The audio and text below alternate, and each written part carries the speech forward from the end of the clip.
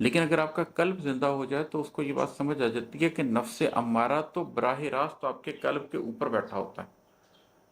قلب اس کے نیچے ایسے دب چکا ہوتا ہے، ایسے دھس چکا ہوتا ہے کہ اس کی کوئی شناخت ہی نہیں بچی ہوتی،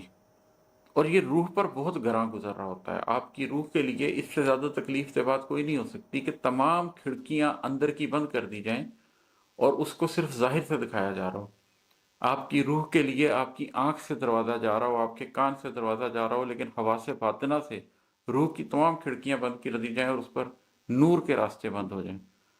تو تمہارا نفس اگر روح پر گراں ہے تو یہ بوجھ ڈھونا تمہیں زیب ہی نہیں دیتا، اور ہے کہ تمہاری مٹی کی زرخیزی یہ بتاتی ہے، تمہاری مٹی کی زرخیزی یہ بتاتی ہے، غبار ہونا تمہیں زیب ہی نہیں دیتا۔ مٹی کے ساتھ کیا ہوتا ہے کہ اگر اس مٹی کو پانی دیا جائے، اگر وہ مٹی زرخیز ہو تو اس مٹی کے اندر پودے اگتے ہیں، اس مٹی کے اندر اتنی قوت ہوتی ہے کہ وہ ایک بیج کو ایک تناور درخت بنا دیتی ہے۔ لیکن وہی مٹی اگر آپ اس کے اندر سے وہ تمام نرمی نکال دیں، وہ تمام زرخیزی نکال دیں، وہ تمام پانی نکال دیں، تو وہ دھول بن کر غبار بن کر اڑ جاتی ہے،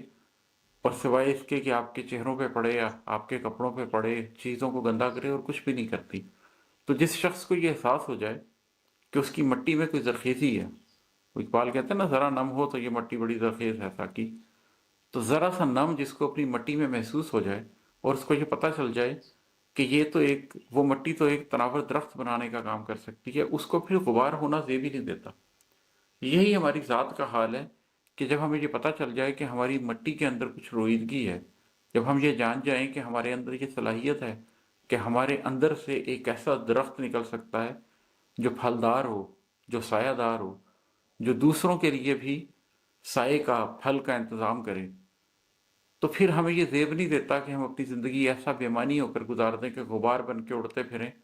اور زندگی کا کوئی مقصد کوئی معنی نہ ہو، ادھر سے ادھر اڑتے پھرتے ہیں اور ہوا ہمیں لیے پھرتی ہو۔ اور ہے کہ اٹھو زمانے کو درکار ہے کوئی بیدار، اٹھو زمانے کو درکار ہے کوئی بیدار، یہاں پہ سونا تمہیں زیب ہی نہیں دیتا۔